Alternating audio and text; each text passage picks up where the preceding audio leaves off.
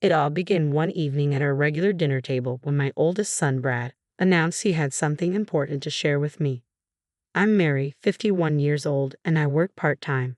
Mentally, I still feel youthful, though my body is showing signs of aging. My three sons, who have grown up to compensate for my diminishing energy, are my greatest pride. Brad, the eldest, has decided to tie the knot. While I knew he had a girlfriend, hearing about their engagement was still a pleasant surprise. So, Brett's getting married, huh? I guess that means you're getting old, honey. No beer for you tonight, then, my husband joked. Ignoring his jest, I focused on Brad's expression. With our other sons away at college, Brad, now working, was the only one still living at home. His maturity had flourished in his years of employment, and now, with marriage on the horizon, he seemed more steadfast and reliable than ever.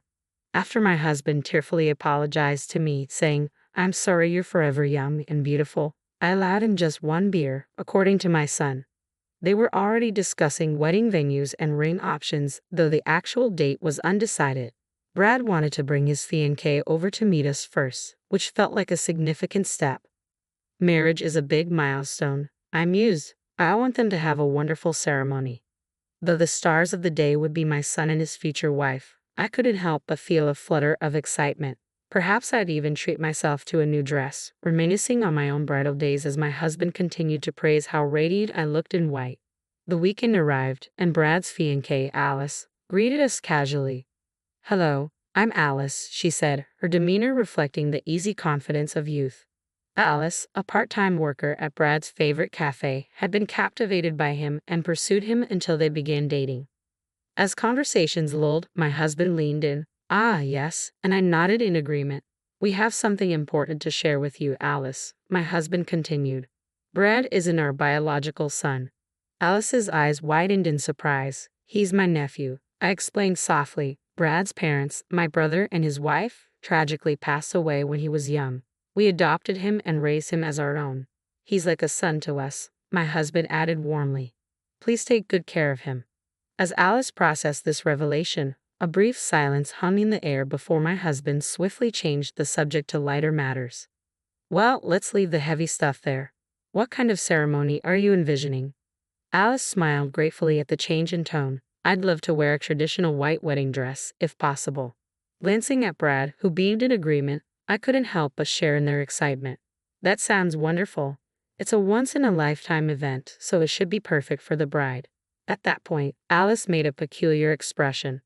For a moment, I thought she was glaring at me, but perhaps it was my imagination. Before I could dwell on it, her face returned to its usual expression. "And what about you, Brad? What kind of wedding do you want?" my husband asked, trying to involve our son in the wedding discussion. "Well, we don't really need your opinion," Alice immediately interjected. "What?" The three of us were taken aback, exchanging surprised looks. Alice seemed puzzled by our reactions, as if she couldn't understand what was wrong with her statement. "But didn't you say yourself, Auntie, that it needs to be perfect for the bride? The groom is just a bonus." "I'll have it my way," Alice asserted confidently, her smile radiant. Brad was left speechless, and I was momentarily stunned by her addressing me as Auntie. But shouldn't Brad's wishes also be considered? "Don't worry, leave everything to me, and it'll be the best wedding ever. Just make sure you work hard and contribute the funds, Brad," Alice continued with unstoppable energy and audacity, leaving us all speechless. What a remarkable girl, I thought, nodding in agreement. A few days later, both families met at a nice restaurant. This time my husband's mother was there too. She hadn't been able to join us last time because she was at an adult daycare center. Despite using a cane, she was quite energetic. "Sorry for the delay. Traffic was a nightmare," she apologized as she arrived. Alice spoke in a casual manner, even with my husband's mother, whom she had only met once before. In the background, I noticed Alice's parents shyly waving before taking their seats. The atmosphere was somewhat awkward, with little conversation as we quietly ate our meals. Just as I was about to initiate some small talk, Alice suddenly spoke up. "Granny, do you have trouble walking?" "That's right, dear. Old age has taken a toll on my legs," my mother-in-law replied. "Well, I absolutely refuse to care for you," Alice declared out of the blue, causing a moment of stunned silence. Someone went, "Hell." It was probably my mother-in-law, but it might have been me, I said, wanting to clarify. I have no intention of caring for any of you. Auntie, you're not my mother, so you're a stranger. And while Uncle might be related, he's not my father. I won't look after any of you, Alice asserted boldly. Hey, Alice. Brad attempted to intervene, but she wouldn't relent. And I definitely won't be calling you Dad or Mom, so remember that, Alice added firmly. Glancing at Alice's parents, I was surprised to see them nodding in agreement. Well, it's true that Brad isn't our biological son, but we've raised him as one. My husband tried to interject. Hush, Uncle, Alice cut him off sharply. Okay, I'm sorry, my husband fell silent after the rebuke. At that moment, the gentle sound of a fork being placed down resonated. Is that so? Came a calm but firm statement. I glanced at my mother-in-law. She appeared composed, yet her underlying fury was palpable. They may not be their biological parents, but they've raised them with more love than many real parents would. That's not something outsiders should meddle with, my mother-in-law spoke with authority. I don't care what you say, I'm not doing any caregiving, Alice retorted defiantly. Her words infuriated me, but I held my tongue as my mother-in-law continued to speak.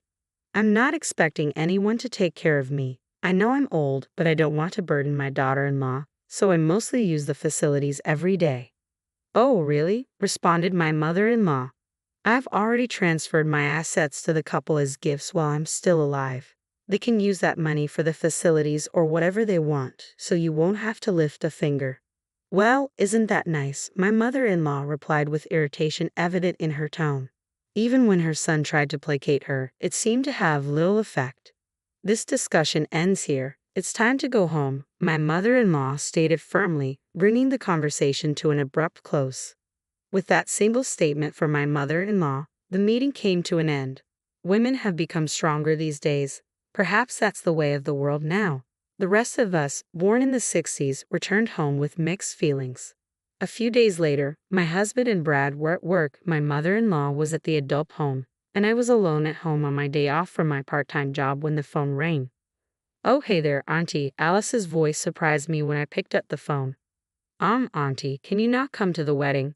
Alice's request caught me off guard. What? I exclaimed in surprise at her unexpected request. You're not Brad's biological parent. Technically, you're his aunt. Since there's no blood relation, you're essentially a stranger. Strangers shouldn't come to weddings. But what about Brad? He wants us, his parents, to be at the ceremony, I pleaded. He doesn't matter. I'm planning the wedding my way. At the ceremony, I'll prepare a letter to his deceased parents that will surely move everyone, Alice insisted. That's not how it works. Brad's biological parents were important to him, but he considers us his real parents. That thought brought tears to her eyes before. I explained desperately. If you really want to attend, you'll have to be very generous with your gift. You received an inheritance from your mom, right? So, $10,000 is the bare minimum, if that's the case. I might let you sit in the far corner of the relative seats. How could you say such a thing? If you don't like it, fine. Don't come to the wedding. Oh, but you still have to give a gift. Wire transfer or registered mail is fine. Bye, Alice declared curtly before hanging up.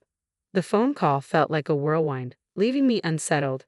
That night, Brad was working late due to overtime, and my husband was out for drinks. It was just my mother-in-law and me at home, contemplating the situation in silence. Looks like Alice doesn't like me, I remarked with concern. That's a problem, sighed my mother-in-law. Let's make her like us then, I suggested plainly. Simple and clear. If she dislikes us, we'll make ourselves likable, my mother-in-law agreed. And so, we stayed up late into the night, plotting various strategies. The sight of us grinning with satisfaction and saying, "Perfect, let's do this," left my husband dumbfounded when he returned home, but that's another story. The next day at lunch, when I called Alice and told her we had something for her, she came over promptly. Here to collect some cash, I joked as she arrived. Shaking my head at her assumption, I pulled out something. What's this? Alice asked, puzzled. It's a cupcake I made, my mother-in-law chimed in with a smile. I heard you don't have grandparents. Try some of this. It's a super traditional one. I don't want it, Alice protested. Don't be shy, here you go, my mother-in-law insisted, pushing the treat towards her. Alice resisted, but my mother-in-law's assertiveness prevailed as she managed to get the cupcake into Alice's mouth. Well, that's gross. Why is this so salty? Alice exclaimed, quickly washing it down with the iced tea we had served. Salty? That's odd. It shouldn't be, I remarked, taking a bite myself and grimacing. We had entrusted everything to my mother-in-law, including the preparation and cleanup. But who could have predicted such a basic mistake? The cupcake plan had failed, but we remained undeterred. That's all right, let's move on to the next one, I said with determination. I have a gift for you. Wedding money? A gift card? Nope. Alice eyed the slightly larger paper bag I handed her, disappointment creasing her forehead as she inspected it. What's this? It's a dress. I hope you like it. It's gross. This isn't my taste at all. I would rather have money. Money? Alice bluntly stated her preference, making me reconsider giving it to her. I had carefully chosen the dress, thinking it would suit her well. Not having a daughter, I wasn't entirely familiar with current fashion trends for young women. Despite consulting with the store clerk, it seemed my efforts had fallen short. A real letdown. Another plan had failed, and instead of bringing us closer, it seemed to worsen things. That's enough. I don't want anything else. Just give me the cash, Alice demanded. A cash gift truly captures the spirit of celebration. Don't you want to celebrate your son? Of course. I do. Then I'll give it to my son. The wife should manage the husband's money. That's only natural. Just hurry up and hand it over, old woman. As Alice spoke, her true nature emerged, leaving me feeling saddened. Who are you calling an old woman? I'm still spry. Just by seeing spry, actually you're a granny, Alice continued brazenly. While I wondered how to respond, we were suddenly interrupted by a familiar voice saying, I'm home. Brad, wait, what happened at work? Alice panicked, clearly worried about being overheard. We went bankrupt, Brad replied listlessly. Bankrupt? The company's gone under. Alice's misunderstanding echoed through the room, followed by stunned silence. It wasn't just Alice who was surprised. My mother-in-law and I were both taken aback. Alice grabbed my son's shoulders and started shaking him. What does bankrupt mean? Jobless, penniless. What are we going to do about the wedding? I'm sorry, it'll have to wait, Brad replied, his voice devoid of energy. Releasing her grip from my son, Alice cried out, then how am I supposed to pay the damages? It wasn't just Alice's words that shocked us. My mother-in-law and I were stunned. My son being jobless was one thing, but I couldn't keep up with everything that was happening. Damages? Ah, never mind. Just give me the gift money quickly, Alice said, no longer caring if my son was present, holding out her hand to me. Alice, could you give us an explanation? My mother-in-law interjected. Shut up. Just give me the money, Alice snapped. It's you who needs to shut up, young lady. Explain yourself. My mother-in-law's tone suddenly turned harsh, catching Alice off guard. Under the watchful gaze of my mother-in-law and me, Alice began to speak in a weak voice. Apparently, Alice had been having an affair with her boss at her part-time job. Moreover, the man was married, and his wife found out, demanding damages. Alice had no money to pay, so she devised a plan to marry my son. She calculated that if they married, she would receive a hefty sum in gift money and planned to have my son pay for all the wedding costs while she kept the gift money for herself. My mother-in-law and I were speechless. We were angry that she had used my son, but we were also astounded by how she didn't think she had done anything wrong throughout the entire conversation. I've already settled things with my boss. Once I pay the damages, it'll be over. That's why I'm going through with the marriage. Give me the gift money. It's fortunate the truth came out before the wedding, but I didn't know what to say to her. As I pondered, I heard a low, muffled voice. Don't make decisions on your own. Looking up, I saw my son Brad glaring at Alice, his face filled with anger. Brad was usually so calm, he had never raised his voice at her before. Alice appeared startled.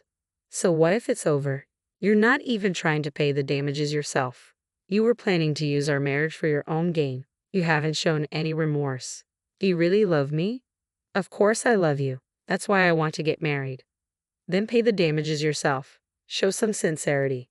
But, Alice tried to hold onto my son, but he coldly pushed her away. Either way, we can't get married until I find a new job. Can you wait until then?